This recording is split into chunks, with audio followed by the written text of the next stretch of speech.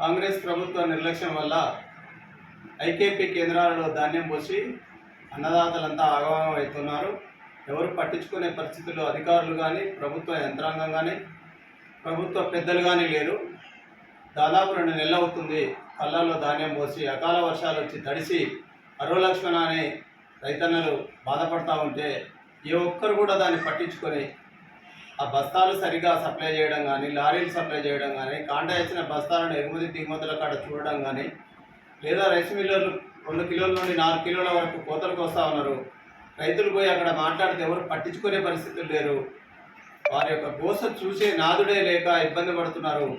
ఇలాంటి నిర్లక్ష్య ప్రభుత్వంలో రైతన్నలు ఈ 18 నెలల కాలంలో ఏ ఒక్కరోజు కూడా సుఖంగా ఉన్నటువంటి పరిస్థితి లేదు. రైతు బంధు రాక, రైతు బీమా రాక, రుణమాఫీ కాక ఏ ఒక్కటి కూడా సుఖంగా లేక ఎలా బతుకుదురా దేవుడా అని రైతులు ఇబ్బంది పడుతూ ఉన్నారు.